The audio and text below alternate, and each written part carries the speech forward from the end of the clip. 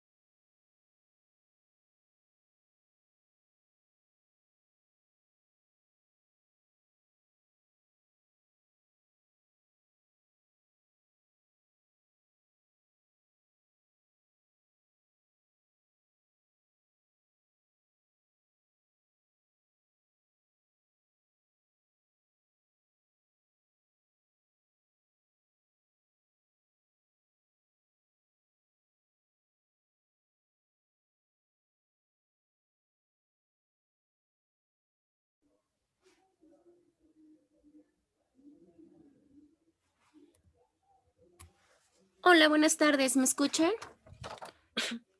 Buenas tardes. Sí, abogado. Buenas tardes. A ver, déjenme checar.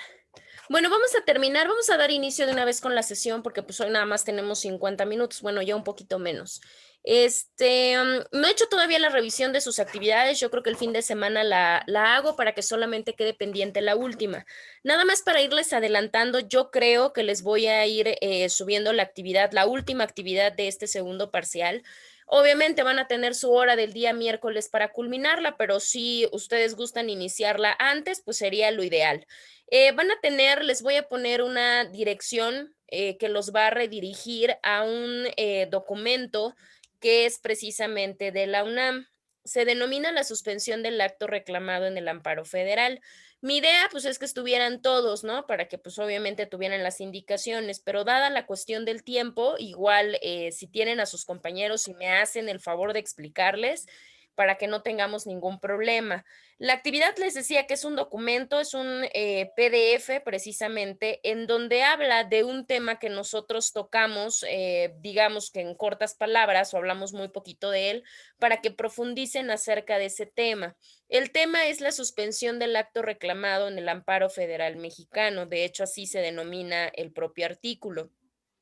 ¿Qué es lo que van a hacer de ese artículo? Van a sacar una infografía, obviamente con las cuestiones más importantes, pero algo mucho más relevante. No es un resumen porque no solamente es copiar y pegar lo que ustedes consideren más relevante. Indistintamente de que va a ser infografía, también les voy a pedir un favor. En cada uno de los puntos de esta lectura hay cosas que no se desglosan. ¿Qué quiere decir? Bueno, ustedes ya lo visualizarán cuando les cargue obviamente la dirección electrónica, pero nos menciona artículos y nos menciona fracciones de esos artículos. Obviamente, pues como ustedes no saben el contenido de los mismos, lo van a tener que localizar dentro de su constitución y dentro de su ley de amparo.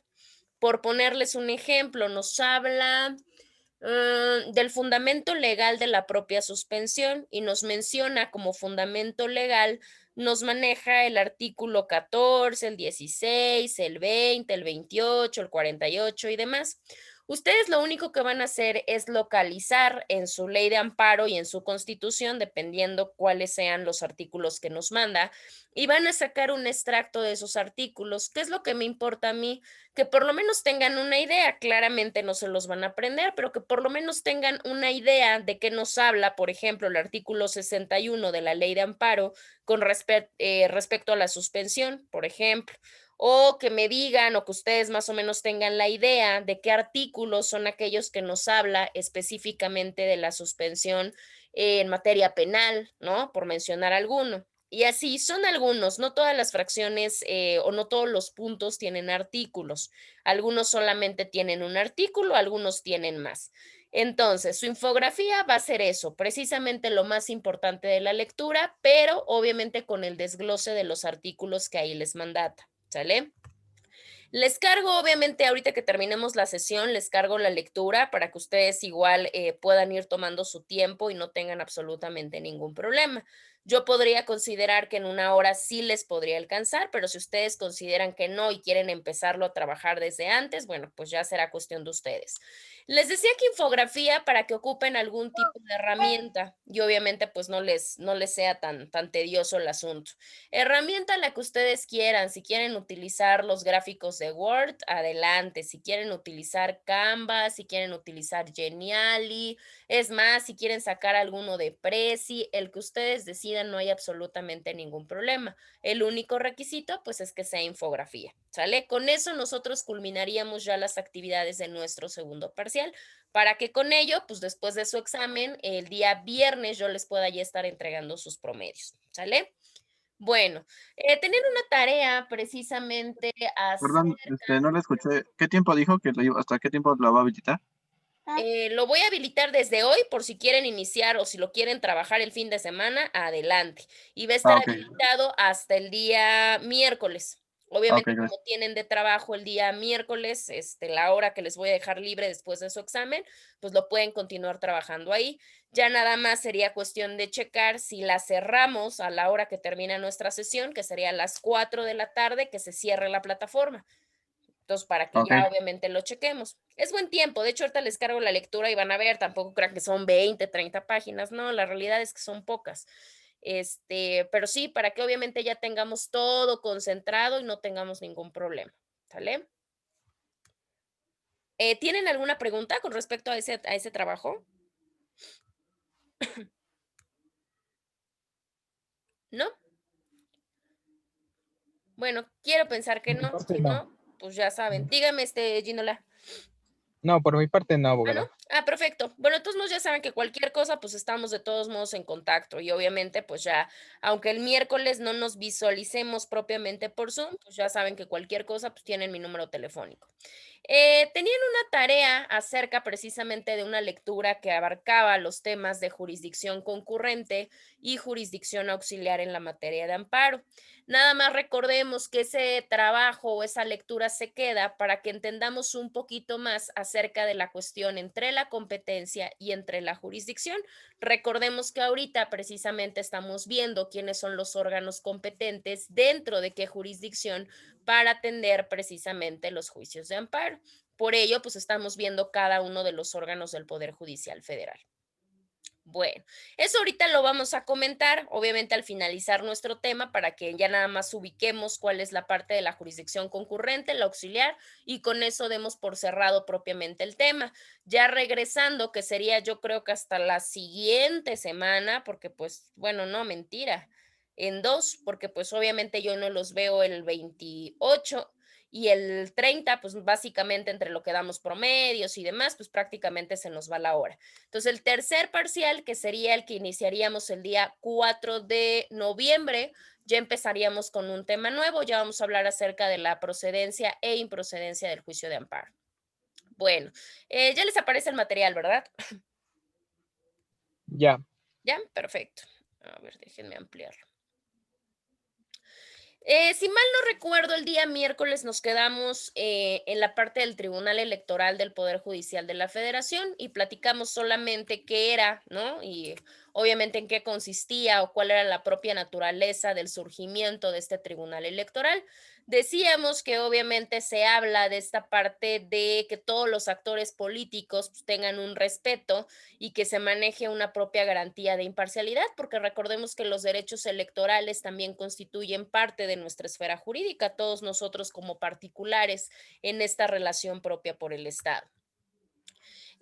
Actualmente, bueno, tenemos la parte de la integración el Tribunal Electoral del Poder Judicial. Trabaja de dos maneras. También trabaja en una sala superior y trabaja en 5 salas regionales. Así se divide básicamente en la cuestión judicial federal dentro de la materia electoral. Obviamente el Tribunal Electoral como parte suprema o como la cúspide propiamente de esta materia. Acá tenemos básicamente la circunscripción, se las puse para que no erráramos en dónde nos encontrábamos nosotros. Tenemos la circunscripción que va desde la primera hasta la sexta y obviamente van a decir, pero ¿cómo? Pues no que son 5. Bueno, ahorita vamos a platicar del por qué. Tenemos las salas ubicadas básicamente en las capitales concentradas de todos los estados. Tenemos la sala de Guadalajara, tenemos la de Monterrey, la de Jalapa, la de Ciudad de México, la de Toluca y tenemos la sexta, pero la sexta es especializada. En el caso de Guadalajara, pues pueden ver o visualizar propiamente las entidades federativas que tenemos concentradas. Obviamente estaríamos en la parte norte, tenemos Baja California Sur, Chihuahua, Durango, Jalisco, Nayarit, Sinaloa y Sonora. En el caso de Monterrey, bueno, pues ya tenemos como una parte más de este lado, pero solamente tenemos a Aguascalientes, Coahuila, Guanajuato, Nuevo León, Querétaro, San Luis, Tamaulipas y Zacatecas. En el caso de Jalapa, en Jalapa tenemos menos entidades federativas, solamente tenemos Campeche, Chiapas, Oaxaca, Quintana Roo, Tabasco, Veracruz y Yucatán. Y por cuestión de cercanía o por cuestión de delimitación territorial, bueno, tenemos la cuarta, que es el caso de Ciudad de México, que es precisamente dentro de la cual se encuentra nuestra entidad federativa. Ahí se encuentra lo que es Distrito Federal, bueno, actualmente Estado de México, Guerrero, Morelos, Puebla y Tlaxcala. O sea, nosotros estamos dentro de la cuarta circunscripción. Tenemos la siguiente, que es Toluca, que solamente atiende 4 entidades federativas. Colima, Hidalgo, Estado de México y Michoacán. Y la última, que precisamente es la especializada. En el caso de la especializada, solamente esta se va a encargar de abordar o de tratar todo lo que tiene que ver con el PES. ¿Qué es el PES? El PES es un procedimiento especial sancionador, que quiere decir cuando ya se habla de faltas en esta materia electoral, única y exclusivamente se van a la propia circunscripción especializada, que en este caso sería la sexta. Acá podemos ver que en el caso de Distrito Federal y en el caso de Estado de México comparten salas. ¿Por qué comparten salas o circunscripciones? La comparten por la razón de la gran mecánica o el gran movimiento, la gran cantidad de asuntos que se manejan, pues obviamente se tienen que dividir en diversas salas. Recuerden que la capital del país pues siempre ha tenido una mayor concentración de problemas, de personas y de atención. Entonces, por tanto, pues tienen que compartir esta situación. Para hablar de esta parte de los ministros en materia electoral, porque los de la sala también son ministros, esto también cabe mencionarlos. En la sala superior también hay ministros. Estos ministros básicamente tienen características especializadas, al igual que en la Suprema Corte de Justicia de la Nación. La realidad es que no varían o no distan muchas diferencias, pero sí podemos mencionar, aparte que necesitan tener su credencial, necesitan tener conocimientos claramente en materia electoral. Otra de las partes importantes para evitar algún tipo de conflicto de interés, como el que ya hemos venido platicando a través de todos estos operadores del propio sistema, en el caso de los ministros de la materia electoral, no pudieron haber desempeñado ningún tipo de cargo de presidente, en este caso de un comité ejecutivo nacional o en su defecto cualquier tipo de equivalencia dentro de un partido político. ¿Qué quiere decir? No se puede haber tratado de algún dirigente nacional, de algún dirigente estatal, de algún tipo de partido político, porque pues obviamente eso presumiría que tendría como cierta tentativa a cumplimentar diferentes intereses con respecto a un partido político en específico. Por tanto, pues es uno de los requisitos primordiales. Otra de la cuestión importante, no pudieron haber sido registrados como candidatos. ¿Qué quiere decir? Que ninguno pudo haber sido propuesto a un cargo de elección popular. por lo menos dentro de una periodicidad de 6 años. ¿Qué quiere decir? Si van a hacer la designación hoy, pues, ¿qué diríamos? Que a partir del año 2014 no pudo haber sido propuesto para un cargo de elección popular. ¿Qué quiere decir? Pues algún tipo de cargo democrático. La razón o la propia explicación jurídica es exactamente la misma, para evitar algún tipo de conflicto o algún tipo de interés que medie en esta parte de la propia designación de un ministro. Y como tal, pues no pueden haber desempeñado ningún tipo de cargo directivo, ningún tipo de partido político, sin importar que estemos hablando de una circunscripción municipal, distrital, estatal, nacional. Igual, el periodo es exactamente el mismo. ¿Qué quiere decir? 6 años inmediatos anteriores a la propia designación, no se pudo haber desempeñado este tipo de cargo. Todo, pues, para evitar que exista algún tipo de interés y para que pueda mediar como tal esta parte de la imparcialidad, que recordemos que es una de las bases de la propia creación de este tribunal. ¿Cuáles van a ser las facultades como tal de este tribunal de materia electoral? Pues obviamente se van a encargar de resolver en su manera ya definitiva, sin admisión de algún tipo de recurso, las propias impugnaciones sobre las elecciones. ¿Qué quiere decir? Si hay alguna anormalidad o si hay algún tipo de cuestión que no se hizo de una manera acorde a la norma en las elecciones y se impugnan, quien se va a encargar de resolverlo de manera definitiva va a ser este tribunal, sin importar que se trate de elecciones federales o en su defecto de diputados y de senadores. Con esto, obviamente, la materia a atacar sería propiamente por parte del tribunal. También tienen que resolver en forma definitiva y en una cuestión unistancial, que quiere decir de única instancia, todas las impugnaciones sobre la elección del titular del Ejecutivo Federal, que no es otra persona que el presidente de los Estados Unidos mexicanos. Si hay alguna anomalía o alguna cuestión que no se hizo acorde a las normas y que por alguna razón se tenga que impugnar esta elección al presidente, pues obviamente el tribunal va a ser el encargado de resolver. Parte importante porque nos dice que va a resolver en una forma definitiva y en una forma inatacable. Eso es muy importante porque eso nos quiere decir que lo que resuelva como tal el tribunal, ya no hay manera ni de apelarlo, ni de impugnarlo, ni de atacarlo de alguna manera legal. No hay forma. Él como tal lo que dice es la última palabra dentro de esta materia electoral. De ahí la importancia que propiamente tiene este tribunal en cuanto a este tipo de materia. También en el caso del tribunal es el encargado de dar esta declaración de validez de la elección, ¿sí? Obviamente del presidente electo. ¿Quién es el que va a formular esta declaración? La va a formular propiamente la sala superior. Y esta sala superior va a notificarle propiamente a la Cámara de Diputados. Recordemos que eso se hace para el mes de septiembre, en el momento en el que se dé propiamente el año de la elección. Como tal, ¿qué es lo que requieren? Esto es un acto de cierta manera protocolario, pero que también se encarga de darle una validez.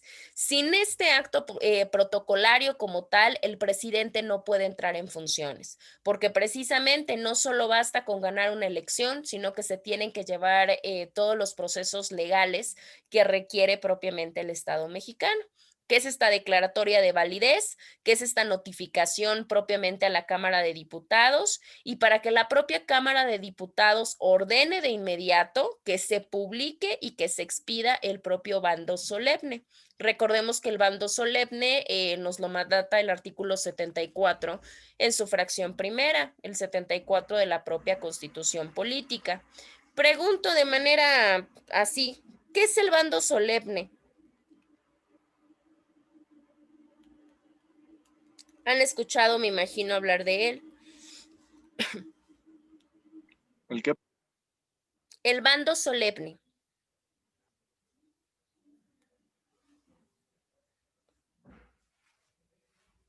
O lo hemos visto, de hecho, hasta lo hemos llegado a ver.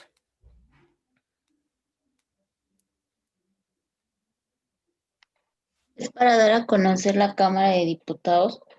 Claro, al final de cuentas es un documento, es una especie de documento que como tal se hace para que propiamente el presidente que haya sido electo pueda tomar posesión y con ello, pues en automático tomar su propio cargo, porque si esto no está, pues en automático que esté electo, si este tribunal no le da la validez, pues claramente no podría ejercer sus funciones. Dirían, ¿y por qué es necesario esperar que se dé esta declaración de validez? Porque precisamente hay temporalidades de impugnación, que era una de las facultades que se tiene acá.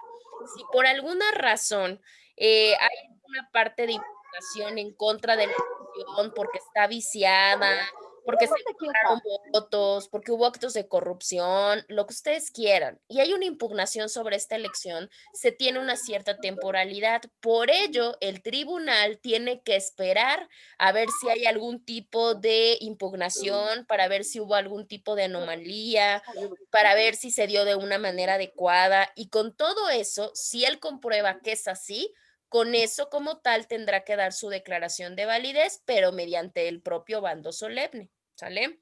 Bueno, otra de las partes importantes o de las facultades importantes que tiene el propio tribunal es la cuestión de la jurisprudencia. Hemos platicado de los órganos judiciales que se encargan de esta función, pero en el caso de de la materia electoral, la autoridad o el órgano especializado en el propio conocimiento de la materia sería propiamente este tribunal electoral. Entonces, una de sus facultades importantes sería propiamente fijar la jurisprudencia.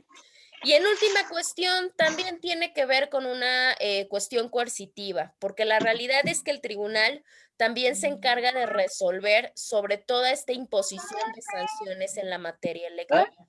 ¿Qué quiere decir? Que no lo canaliza completamente a otro tipo de materias, sino que de alguna manera, en este caso el tribunal constata que hay algún tipo de transgresión a la norma o de infracción a la propia materia electoral, él va a ser el encargado de resolver acerca de qué tan graves son estas sanciones, ¿vale? Bueno, ¿hasta acá tienen alguna duda acerca de el Tribunal Electoral?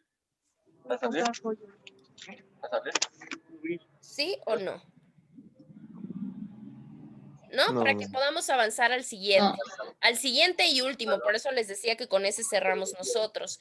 El último órgano que compone el Poder Judicial de la Federación es el Consejo de la Judicatura Federal. Yo les decía que se encontraba en la base no por una cuestión de menor importancia, ni porque fuera menos, ni mucho menos. Al contrario, de hecho es uno de los órganos más importantes porque se encarga mucho de esta cuestión de vigilancia. De hecho, el Consejo de He la manejado loco desde que Judicatura, me lo dio, he manejado despacio. espérenme, déjenme ver quién está hablando. Giovanni, No sé si es Esther, Giovanni, no sé quién está hablando. Para que ¿cómo cierren es su- Giovanni? Giovanni, cállate. Giovanni. Calmas, no me desconcentran.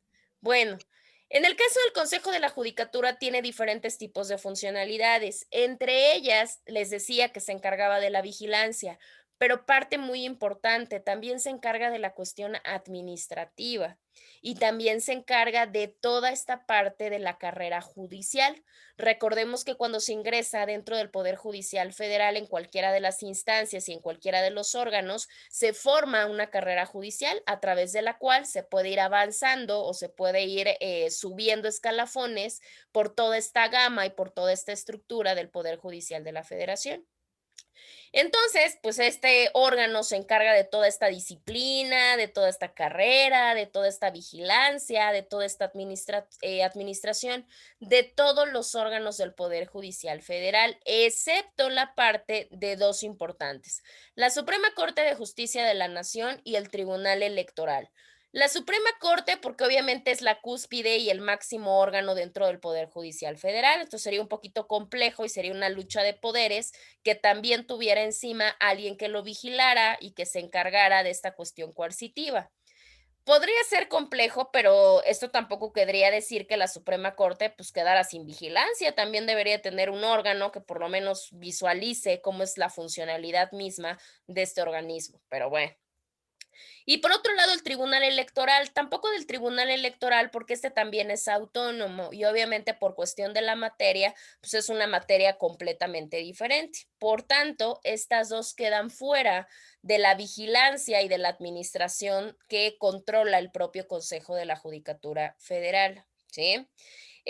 Una de las bases fundamentales o uno de los objetivos fundamentales es que el Consejo como tal se va a encargar de velar por esta autonomía para que todos los órganos del Poder Judicial sigan siendo, como hasta la fecha, de carácter autónomo, pero también para que dentro de su propio manejo y dentro de su propia estructura, pues puedan tener una completa independencia, pero también una completa imparcialidad por parte de sus miembros. Por eso ya lo habíamos comentado, si mal no recuerdo, que si tienen algún impedimento, pues se tengan que excusar y si no, en su defecto, pues tengan que recusarlos. ¿Para qué? Para evitar que se pueda viciar el procedimiento dentro de este tipo de órganos. Bueno, ¿cómo se integra como tal el Consejo de la Judicatura Federal? El Consejo de la Judicatura se complementa para realizar sus propias labores o sus propias funcionalidades por 7 consejeros. Acá no se les llama ministros, no se les llama magistrados, no se les llama jueces. Se les llama simple y sencillamente consejeros, porque pues así se llama propiamente su órgano. Y estos 7 consejeros van a trabajar en pleno y van a trabajar en comisiones. ¿Cuáles son las facultades? Obviamente el pleno pues es su máximo órgano y las comisiones pues son estas dependencias o estos organismos dependientes que van abordando diversas temáticas. Pero de manera general, el propio consejo se va a encargar de establecer las comisiones que él crea convenientes para que pueda funcionar el Consejo de la Judicatura. Y obviamente este mismo órgano se va a encargar de designar a los consejeros. Si nos damos cuenta, pues este órgano solitos se eligen y solitos vigilan su funcionamiento. Y solitos, si quieren establecer 1, 10 o 20 comisiones porque así van a funcionar mejor, también tienen la propia facultad de hacerlo. También se va a encargar de una parte muy importante. Recordarán que hablábamos en algún momento de que se trabajaba en circuitos. Decíamos que determinados órganos del Poder Judicial trabajaban en circuitos. Pues precisamente el encargado de determinar cuáles van a ser los circuitos y cuántos van a ser o en cuánto se va a dividir propiamente el Estado mexicano, pues es precisamente el Consejo de la Judicatura. Si él considera que debe de incrementar algún circuito o que le debe de incrementar o reducir su límite territorial en el cual pueda tener jurisdicción y competencia, lo podrá hacer sin mayor problema. Otra cuestión, también puede determinar el número y la propia especialización de los tribunales, tanto colegiados como los unitarios, ¿sí? También puede especializar a los juzgados de distrito en diferentes o en cada uno de los circuitos. ¿Qué quiere decir? Si él considera que es mejor incrementar el número o en su defecto bajarlo, lo puede hacer sin ningún problema. Y ni los unitarios, ni los de distrito, es más, ni siquiera los colegiados podrán apelar a este tipo de decisión, porque al final de cuentas el que se encarga de la administración, pues es el Consejo de la propia Judicatura Federal. Otra parte muy importante, en el caso de los tribunales colegiados de circuito, en el caso de los propios magistrados que se encuentran ahí, pues obviamente el que se va a encargar de nombrarlos es el propio Consejo de la Judicatura, ¿sí? Igual el Consejo de la Judicatura se va a encargar de nombrar a todos estos jueces de distrito que tenemos, que ya recordemos que son los de primera instancia. Y este mismo Consejo de la Judicatura se va a encargar no solamente de nombrarlos, sino también de ratificarlos. Recuerden que muchas veces un nombramiento no importa, lo que importa es cuando se hace la ratificación, porque el nombramiento se puede hacer en cualquier momento, pero la ratificación es lo que ya da la pauta a que se pueda entrar en funciones. ¿Sale? Entonces el Consejo de la Judicatura, pues eso es lo que hace, lo ratifica, lo hace la adscripción. ¿Qué quiere decir esto?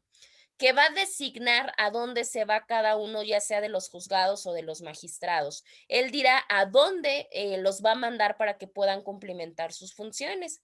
Por eso en la actualidad tenemos secretarios, por ejemplo, secretarios de magistrados, jueces, que son, por ejemplo, poblanos y no se encuentran acá, sino por la cuestión del nombramiento y la adscripción, los determinan a otros lugares donde hacen falta y los pueden mandar desde algún lugar capital cercano hasta los pueden mandar a Hermosillo o a cualquier otro lugar donde se les requiera. Y obviamente estas personas, por orden del Consejo de la Judicatura, pues tendrán que asistir sin mayor problema. Y también se encargan de la remoción cuando hay algún tipo de procedimiento, cuando hay algún tipo de falta, cuando hay algún tipo de violación a la propia normatividad que exija que a un magistrado o a un juez se le quite de su puesto. Esto es la remoción, y la remoción también la va a realizar los miembros del Consejo de la Judicatura.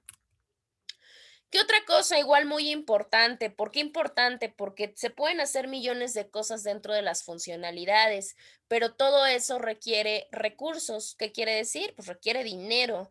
Y para tener estos recursos, pues obviamente se tiene que tener una partida presupuestal. Y este proyecto de presupuesto que se va dando de egresos del propio Poder Judicial Federal, también se encarga precisamente el Consejo de la Judicatura. Recuerden que cada órgano hace un presupuesto anual de egresos, ¿no? De cada órgano del Poder Judicial de la Federación. Estos se mandan a la propia Suprema Corte de Justicia de la Nación.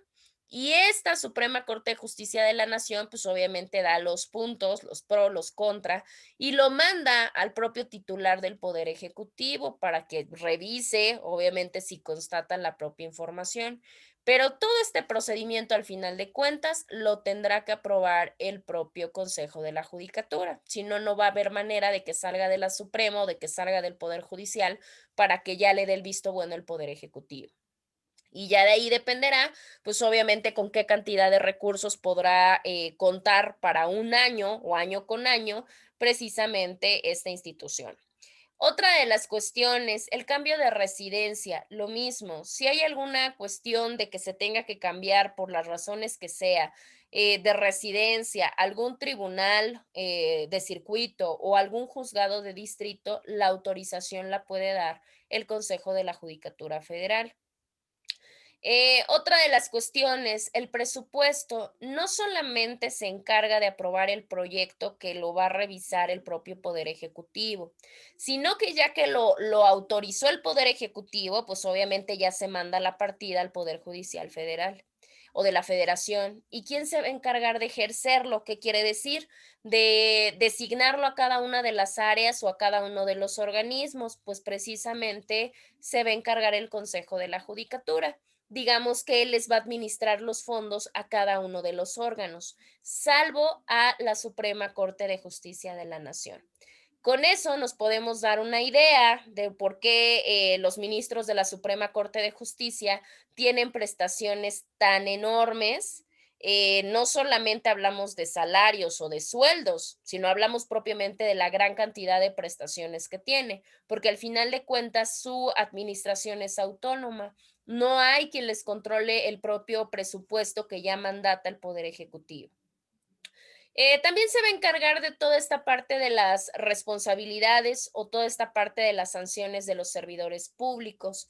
No solamente se va a encargar de la investigación de los servidores que se encuentren dentro del Consejo, sino que también se va a encargar de los tribunales de circuito, de los juzgados de distrito, para saber si en alguna cuestión alguno de sus funcionarios faltaron algún tipo de norma, si tienen alguna amonestación, si tienen alguna llamada de atención, si tienen alguna sanción de carácter disciplinario, si tienen algún tipo de responsabilidad como servidores públicos, etcétera.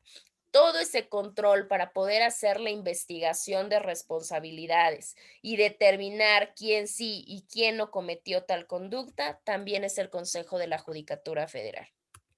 Bueno, decíamos que trabajaba no solamente en pleno, sino que también trabajaba en comisiones. En el caso de las comisiones, En el artículo 77 de esta misma Ley Orgánica del Poder Judicial Federal, nos habla que el Consejo de la Judicatura puede contar con comisiones de dos caracteres. ¿Qué quiere decir?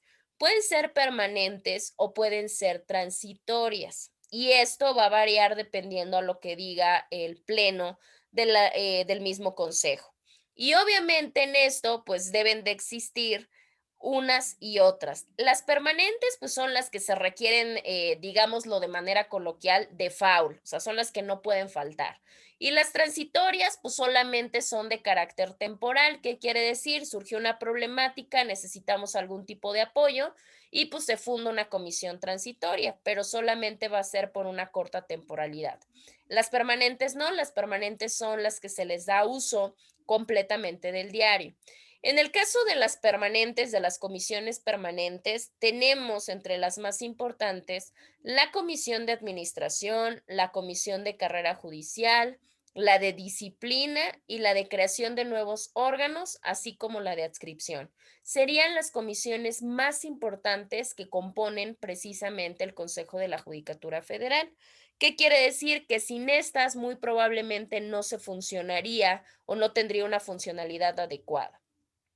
El Pleno como tal, basándose en lo mandatado en la Ley Orgánica del Poder Judicial Federal y en su acuerdo propiamente del Pleno, que estamos hablando de los artículos 72 y el 77 y 79 de la ley y el 29, 30 y 31 del Acuerdo General, son los que nos van a mediar cómo se va a reglamentar, cómo va a funcionar, cómo se va a organizar todo lo relativo a las comisiones. Al igual nos va a decir por cuántos elementos va a estar formado, qué requisitos se les van a pedir ese tipo de elementos, etcétera.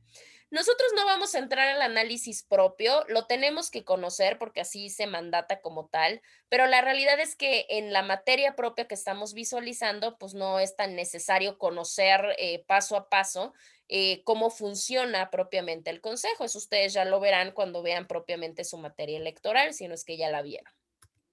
Sin embargo, les decía que hay comisiones sí importantes o por lo menos de mayor relevancia dentro de esta parte del funcionamiento del Consejo de la Judicatura. Entre esas comisiones, pues las que tienen acá a la vista, ya había mencionado algunas, aquí están las demás, por lo menos no les había mencionado la de vigilancia, la de información y evaluación, y bueno, es una también de las importantes.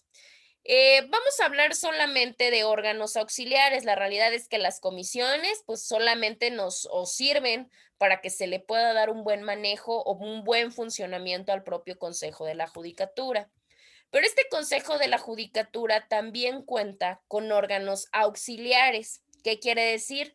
Como el Consejo no se puede dar abasto con solamente trabajar con un pleno o con solamente trabajar con comisiones, tanto transitorias como permanentes, pues tiene que acudir a diferentes tipos de órganos que lo apoyen a desarrollar propiamente cierto tipo de funciones con características diferentes. Entre ellos se encuentra el Instituto de la Judicatura Federal, que también lo hemos escuchado de manera muy reiterada, el Instituto Federal de la Defensoría Pública, el Instituto Federal de Especialistas de Concursos Mercantiles, la Visitaduría Judicial y la propia Contraloría del Poder Judicial de la Federación. Todos ellos van a apoyar al Consejo para que pueda desarrollar sus actividades pues, de una manera eficaz. El primero que tenemos es el Instituto de la Judicatura Federal. Les decía que todos lo hemos escuchado de alguna manera, porque gran parte de personas, sobre todo en la rama del propio derecho, tienen precisamente capacitaciones y cierto tipo de cuestiones dentro de esta carrera judicial. Y el instituto básicamente ayuda a que se pueda perfeccionar a los propios profesionales del derecho.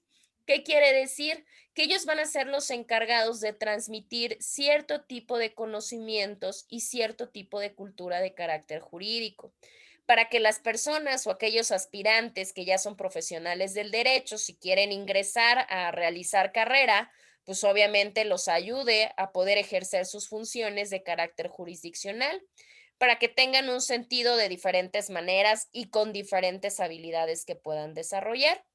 El objetivo del instituto básicamente es que se pueda aplicar de manera correcta todos los ordenamientos jurídicos, porque una cosa es que yo tenga conocimientos del derecho, pero otra cosa es que yo los tenga desde la vertiente de un juez, porque tal vez mi idea o mi aspiración pues es ser juez. Entonces la realidad es que ahí pues tendría que tener unos conocimientos contiguos que precisamente el Instituto de la Judicatura pues nos ayudaría a tener. Tenemos el Instituto Federal de la Defensoría Pública. En este caso, este tipo es un órgano de carácter auxiliar, pero lo que busca es que se pueda garantizar un derecho a la defensa pública. Esto única y exclusivamente no solamente en materia penal, también ayuda a que se tenga este acceso de justicia a través de materias como la administrativa, la fiscal, la civil, la penal, etcétera. En esta lo que se hace es que los miembros que la componen se encargan de dar asesoría y también se encargan de dar representación jurídica. Obvio, esta asesoría y esta representación no es para todos, porque el objetivo básico es que se pueda atender a los grupos vulnerables o a las personas que se encuentran con una parte de desfavorecimiento dentro de nuestro país bajo principios muy importantes. El que más nos importa a nosotros, porque por eso se llama Defensoría Pública, pues es precisamente la cuestión de la gratuidad. ¿Qué quiere decir? Que son servicios proporcionados de manera gratuita. Y eso no quiere decir que sean malos, claramente, pues tienen que seguir la parte del profesionalismo y así poder equilibrar un poquito la cuestión de la desigualdad social y que con ello pues se pueda construir o tener este Estado de Derecho que tanto hemos mencionado. Bueno, tenemos el otro que es el Instituto Federal de Especialistas de Concursos Mercantiles. Esto no va como tanto a una cuestión de defensa pública, o sea, funcional como tal, sino que lo que busca es que se genere un tipo de cultura. ¿Qué quiere decir? Pues obviamente a todas estas personas que tienen el contacto con la cuestión mercantil, pues obviamente se puedan especializar y obtengan conocimientos y obtengan experiencias, que sepan cómo se puede desarrollar un concurso mercantil, cómo se dan las cuestiones judiciales, las cuestiones extrajudiciales y demás. Esto a través, pues obviamente, de la asesoría de personas expertas que puedan producir cierto tipo de resultados o que puedan dar cierto tipo de soluciones a las propias empresas que tengan alguna problemática. Y podríamos decir nosotros, bueno, ¿y por qué la cuestión mercantil y no algún otro tipo de materia? ¿Por qué tenemos por parte del Consejo de la Judicatura un instituto especializado en concursos mercantiles? Ah, bueno, porque recordemos que dentro de nuestro país uno de los motores más importantes de desarrollo económico es precisamente las empresas, las fábricas, la industria. Entonces, por tanto, pues sí requiere una cuestión de tratamiento especial o de auxilio especial que en dado caso que alguna empresa llegue a tener alguna problemática, pues se tenga un órgano especializado en ayudar a que los daños o los efectos negativos pues sean lo menor posible. Porque con ello, pues obviamente se viene la generación de empleo, entre otras muchas cuestiones, que no vamos a entrar a ver porque tampoco es nuestra materia, la materia mercantil.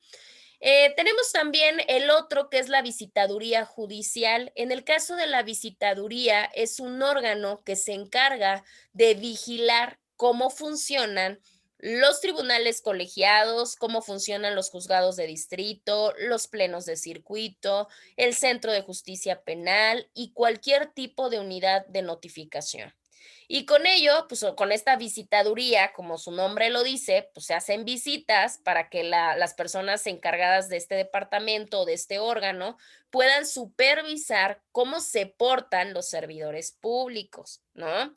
¿Para qué? Pues obviamente para que se pueda otorgar un mejor servicio dentro de esta administración y dentro de esta impartición de justicia, que tanto nos hemos venido quejando por la burocracia, los malos tratos, las malas caras, la lentitud de los propios órganos, etcétera. Pues técnicamente hablando, la visitaduría como órgano del Consejo de la Judicatura se supone que va a ser el encargado de supervisar qué tan buenos o qué tan malos son los servidores públicos que desarrollan sus funciones.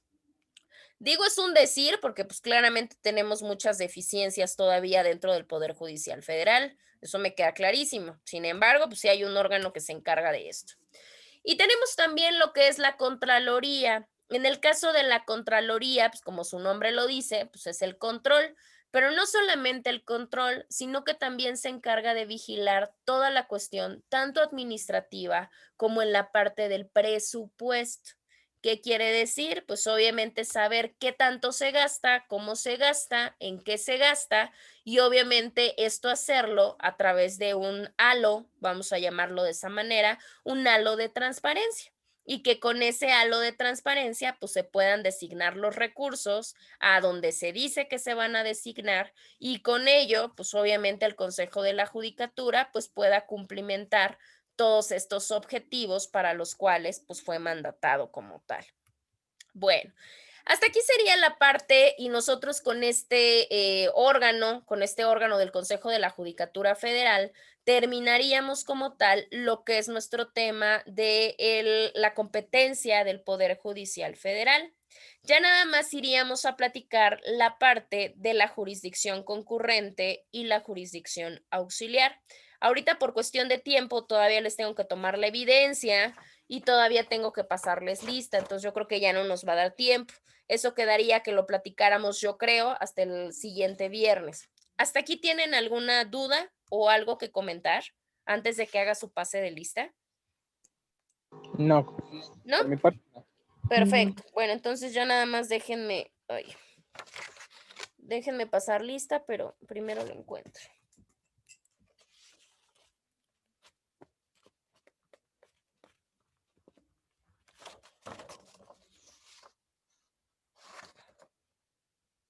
Ok, Giovanni.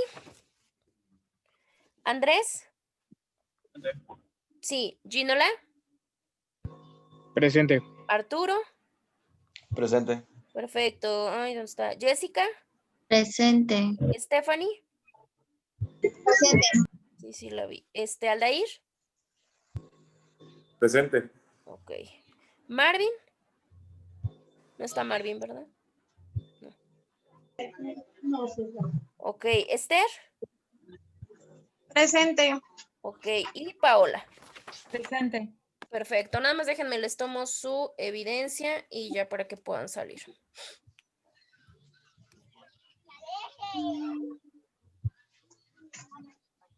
Ahí está. Listo. Bueno, entonces si no hay dudas o si no hay preguntas, pues ya los dejo salir y nos estaríamos escuchando hasta el siguiente viernes, ¿sale? No se les olvide que su examen es la primera hora, ¿sale? O sea que sería las de 2 a 3 y la última sería de 3 a 4 en su plataforma de EVA, ¿sale? Ahí ahorita les aperturo de una vez el espacio y les subo de una vez su lectura. ¿Sí? Estoy bien, abogada, muchas gracias. Perfecto, pues cuídense mucho y bonito fin de semana. Igualmente. Igualmente, Gracias. nos vemos. Adiós. Gracias, adiós.